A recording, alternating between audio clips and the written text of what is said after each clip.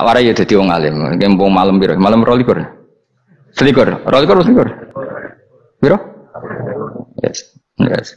Anggap bae Lailatul Qadar ora usah darani ganjil. Sing darani ganjil ya sapa? Aneh-aneh. Lailatul Qadar ya mulai tanggal 1 Ramadan. Malah ulama sedarani mulai ruwah. Iso wis ke ruwah wingi. Wis bar. Wong kula sering tau Lailatul Qadar kadang mulut, kadang Dzulhijjah. Kula kan jenisnya on time. Kowe wong melarat, dene dhuwit pendak entuk THR. Nah wong marang pangeran ya sawal selo besar ya entuk napa? Lailatul Qadar. Mergo Lailatul Qadar iku malam diturunane Quran. Quran itu turun Ramadan tok apa tau Sawal ya? Sawal ya tau, Dzulhijjah tau. Dzulhijjah tau. Bolak-balik al-yauma akmaltu lakum turun to bulan apa? Dzulhijjah. Kowe ku mari amatir, itu angel terang.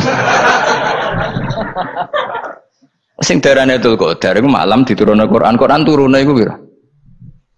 Ya macam-macam, Ramadan nggih bolak. Lah tapi ana kelas-kelas premium, ana kelas umum, kelas umum ya pokoke Ramadan. Sing ganjile dipilih salah sitok. Dadi iku pembatasan apa? Nah Quran dhewe turun coba surat paling terkenal, ayat paling terkenal al-yauma akmaltu lakum turun tanggal piro? Tanggal 9 Arafah Dzulhijjah haji wada. Padahal ta'rif Lailatul Qadar apa unzila fihil Quran. Ya tapi ilmu ini mari debat biasa. Umumnya wong ora takoki wong Gus nuzul Quran tanggal piro 17. Lailatul Qadar tanggal 21. Ya jare nuzulul Quran yo pas Lailatul Qadar. Wong-wong lak muni bingung nang wong. Nah aku sih ra bingung. Lha kok ora tau mikir jajal. Nuzulul Quran sing resmi ning kitab-kitab tanggal piro? 17. Lailatul Qadar tanggal. Padahal Lailatul Qadar disifati apa? Malam turune. Doa. Nek ora tau bingung ngono. Wah, ana kadang ngiri wong goblok, wong kok ayeme ngono. Ora tau mikir. Aku men goblok-goblok. Dadi ana ilmu paradok barang ya tenang, ya santai. Padahal ya tak bedhek ya nuzul Quran tanggal piro sing resmi cara kitab-kitab. 17 Ramadan. Lailatul Qadar sing resmi 21 nganti 29. Terus Lailatul Qadar iku wulan apa? Wulan diturunkannya Al-Qur'an. Berarti tanggal piro? Bocah dijak pinter. Ya kan inna anzalnahu fi lailatul qadar. Saya tak tahu. Nuzul Quran tanggal piro? 17. Lailatul Qadar. Seliko. Terus Lailatul Qadar ku malam diturunkannya Al-Quran turun tanggal 17. Berarti Lailatul Qadar tanggal ada nih orang tahu eskal yo gumen mbek wong-wong. Ya kok penak wae. Mulai dadi wong alim loro, Kang ora usah mari eskal. Ngatuk ditung bodho penak. Pokoke nuzul Quran piro Kang 17. Lailatul Qadar selikur. Lha jare Lailatul Qadar pulang tujune Quran kok beda tanggale. Kan gak tau ge mikir. Alhamdulillah. Panggilan Lailatul Qadar lho piro? Saiki pinter. Tanggal piro, Bos? Gitulah berarti sekeliwat. Jadi ilmu itu kabeh bingung no kan. Ya biasa bingung. Mulane yang bodoh barokah. Barokah. Barokah. Kula cara ora dipilih pangeran nggih milih dadi wong bodoh, tapi wong pangeran milih kula dadi wong pinter dadi tak syukuri wae. Tapi kadang kula iri, wong bodoh ku iri. Modele penak urip ngono. Santai. Ya saiki ya Lailatul Qadar ku sifatnya apa? Inna anzalnahu fi lailatul. Normalnya kan ainu nuzulil Quran jo ainu Lailatul Qadar. Berarti tanggal piro? Udah rawade lagi. Innalillahi wa inna ilaihi raji'un. Kita warai ilmu cara wong alim. Meskipun sampean boleh bantah siji ya kadang keterbatasan ilmu. Nomor loro hasud, bantah kan sebabnya macam-macam. Hasud. Nomor telu bantah gue kegiatan. Kayak wong kuliah nak agak kritis kan darani ra pinter. Jadi cocoklah ya kudu bantah. Nggo khas-khasan cerdas apa? Nomor 4 bantahan itu sifatnya wong wedok. Menang kalah protes. Berarti kowe ora lanang berarti wedok, tukang protes itu wedok. Nomor 5 bantah itu berarti dia punya keiskalan tapi nggak bisa keluar dari keiskalan itu. Jadi problem Anda ditimbangkan ke saya, itu ya ora sopan. Problem-problemnya dia kok ditimbangkan ke saya. Begini tak terang no. Hukumnya Allah Ta'ala itu ada yang berstatus itu lugu. Lugu itu ya lugu ummi. Karena agama ini memang ummi. Ummi itu lugu. Sehingga agama ini tidak perlu diterangkan. Ketika Abu Hanifah, agama ini ketika datang, itu orang lugu. Lugu itu murni. Murni itu proporsional. Sehingga sifat ummi itu baik. Misalnya saya bilang gini, rungon awas kena keliru. Kalau kamu sholat itu batal kalau makan. Itu ukurannya 1 upo apa 1 piring? 1 upo kan? Itu sudah batal. Terus kalau saya bilang gini, Cong nak tamu keimangan, itu 1 piring tak 1 upo. Ndak jawab ya? 1 piring. Orang iso misal, tak keimangan, gue 1 upo. Nah, lalu Anda ditanya gini, lalu definisi makan itu apa? Memasukkan 1 piring ke mulut apa 1 upo ke mulut? Dalam bab sholat 1 upo ke mulut itu makan. Tapi dalam bab hormat tamu itu 1 piring. Setuju ya? Tawari pinter kayak. Ayo tawari ya. Wes setuju ya? Wes pinter. Lo jawab wes pinter. Urung. Lailatul Qadar ya kono. Misalnya Lailatul Qadar menjadi super karena ada sesuatu yang super turun yaitu Lailatul Quran. Jadi menjadi super karena yang turun adalah sesuatu yang super dan itu artinya tanggal. Loh, salah nih aku cek. Iku utek tanggal 21 kabeh sing ngaji ning ngene. Oh jelas inna anzalnahu fi lailatul qadar. Hurujuke ning ndi? Quran kan? Wa ma adraka ma lailatul qadar. Lailatul qadri khairum min alfi syahr. Makanya Lailatul Qadar itu ya bisa saja tanggal 1 kemarin sudah kelewat. Mbok entah ini jebelis baris dada atau mungkin Saban. Jadi perdebatan ulama tentang Lailatul Qadar, malah ada wali yang bilang saya tiap hari mendapat Lailatul Qadar. Nah, itu malah ra kelas meneh, malah pusing, malah napa? Pusing. Udah enggak usah mikir itu. Jadi hukumnya Allah itu ada 2. Ada hukum itu lugu dan ini bagus. Makanya saya itu kenangan saya terbaik dalam membela Allah dan Rasul. Saya ulang lagi, kenangan saya terbaik dalam membela Allah dan Rasul itu masalah faraid.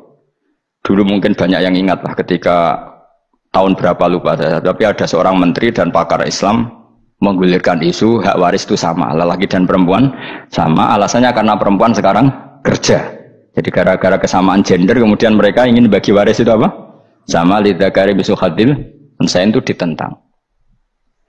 Gerakan itu pernah menguat, termasuk yang bisa dengan tanda kutip bisa menghentikan gerakan itu termasuk itu saya. Yang punya pikiran gitu tak parani, tak tantang begini. Saya bilang gini, Anda ngomong ini itu karena pinter apa karena tren?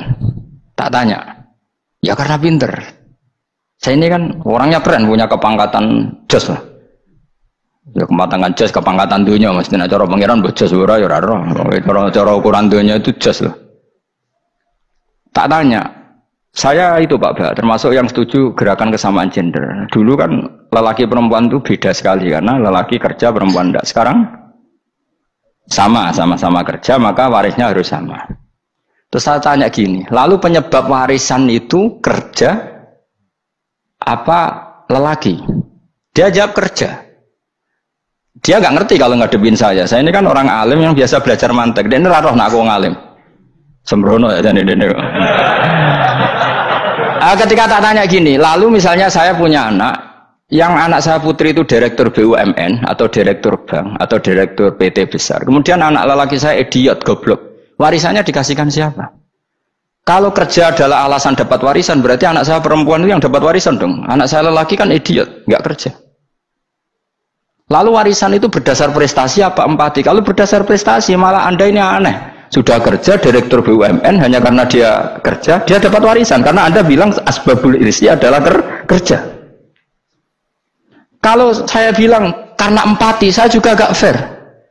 Yang kerja juga butuh modal gak saya warisi, tapi yang idiot tak warisi karena warisan berdasar empati. Lalu Anda milih mana? Bingung deh namanya. Sampai dia ikrar, saya belum pernah mendapat perlawanan seperti ini karena Anda ngomong sama orang-orang goblok, kata saya. Terus saya bilang, saya ini ngaji Wahab khatam berkali-kali. Anda mungkin baca kitab Wahab itu hanya terjemah.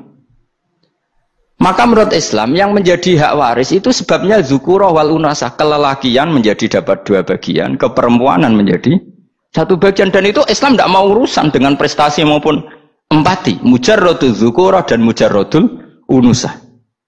Sehingga dengan seperti ini tuh Islam nggak ribet. Coba kalau kamu pakai ilatul hukmi, pakai cara berpikir logika, malah ruwet. Karena tadi, kalau kesamaan gender itu karena perempuan kerja, lalu misalnya yang lelaki idiot misalnya atau pengangguran, warisan kamu kasihkan siapa? Kalau kerja itu menjadi alasan hukum, kamu kasihkan yang perempuan kan? Aneh enggak? Yang sudah kerja malah kamu kasih warisan, yang nganggur enggak? Berarti berdasar prestasi atau berdasar empati. Kalau kamu dapat warisan, idiot dulu dong, idiot dulu, goblok dulu, kecelakaan dulu, baru dapat warisan. Karena dapat empati, yang sudah PNS enggak perlu dapat warisan karena sudah juga ruwet. Fikih seperti ini ruwet gak? Ruwet. Nah, kata Imam Haromen, gurunya Ghazali, agama itu kadang dinuna dinul ajais. Kita ikut yang lugu saja.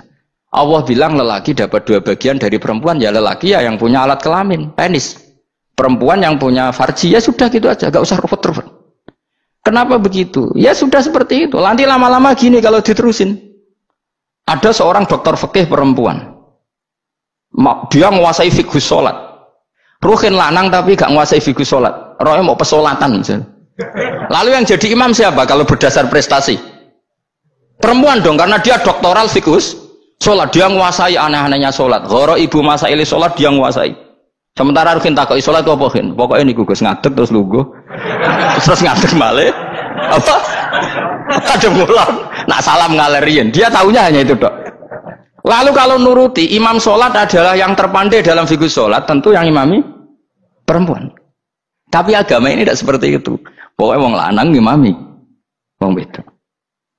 Jadi makanya kata Imam Haromen, dinuna dinul ajais. Sampai Said Muhammad itu sering ngutip beliau gini kan, Allahumma imanan ka imanil ajais, ya Allah. Semoga iman saya menerima konsep engkau itu ka imanil ajais. Imannya wong wedok-wedok sing lugu.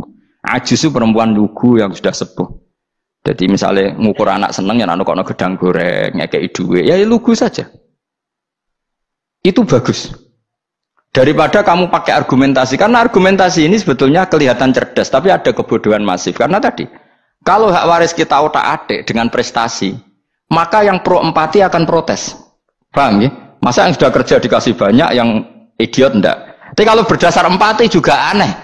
Masa dapat warisan harus goblok dulu, harus kecelakaan dulu. Maka Rasulullah pernah ngendikan ketika ditanya, lalu warisan untuk siapa ya Rasulullah? Nabi jawabnya lucu. Fali aula rojulin dakarin. Jadi Nabi sempat ngendikan kata rojul. Kemudian direvisi dakarin. Fali aula rojulin dakarin. Semua ulama ngendikan dakarin di sini adalah badal. Nabi ngendikan rojulin. Kemudian Nabi ingat kalau rojul itu identik dengan lelaki dewasa. Apa? Kemudian Nabi mengulang lagi dakarin. Tidak harus dewasa, yang penting lelaki. Jadi meskipun baru lahir, kalau dalam keadaan baru lahir namanya apa? Kan dakarin kan? Belum bisa dikatakan rojul.